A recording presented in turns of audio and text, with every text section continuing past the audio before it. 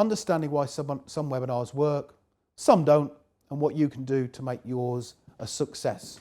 So give me a few reasons why you think webinars fail. Why do some webinars fail?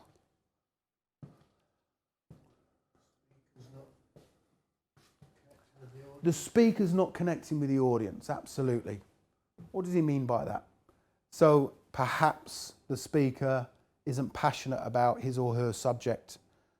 And that's really important, is to be passionate about it and to come across. And some of the brilliant webinars out there, the presenter they're not just putting it on, but they're actually really passionate about it. And you'll see on some of my YouTube videos, I come across really passionate. I'm energetic, and we were laughing about the Red Bull effect earlier on, but I'll always have a can of Red Bull before I get started, because then I'm fired up for it. And I don't think you can fake being passionate about something. You've got to be really passionate about your subject. So when you start your webinar, you're not like, hi everyone, yeah, we're going to start in a couple of minutes. I mean, that sounds boring, and people will be straight away switched off. Whereas we've got, hi everyone, welcome for joining, welcome for getting here on time. We're going to be starting in about 5 minutes. Can't wait to share this information with you. Get yourself a pen and paper, and I'll be back on here in a couple of minutes ready to start. So that sounds more enthusiastic and uplifting, and you're excited about the content. Not enough attendees registered. That's one of the first reasons, especially a live one. Not enough attendees registered. So you're running a webinar. What you don't want to do is cancel it because you've only got 10 people booked on it. So you're going to be running the webinar, but you want to get as many people booked onto it as possible. Poor quality content, so your slides are no good. Lack of professional look and feel to the slides or presentation. Now, it doesn't mean to say you have to have branded stuff. What's one of the most important things about your webinar content? Yeah, easy to read. People can see it. It's really easy.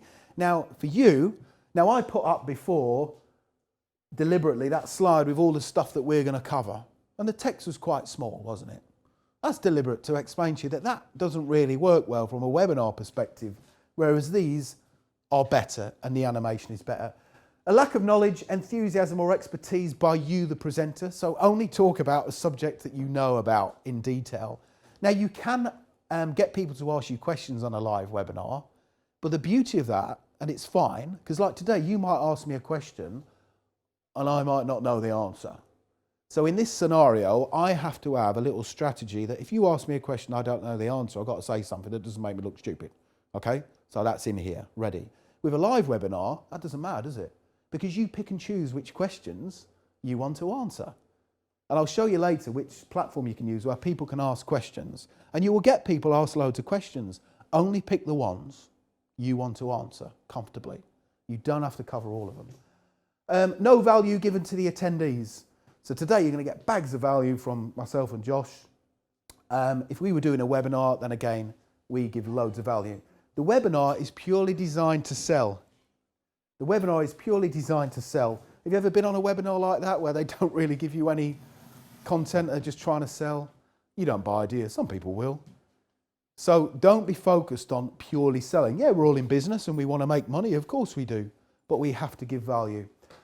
No hook, no reason for people to stay on the webinar through to the end, and a poor registration process, platform or internet connection. So sometimes you get this with the poor platforms, is people will be like, oh, it's really difficult to register. And what do? They give up, don't they? So everything has to be seamless. And there are some really good platforms out there which make it really, really easy.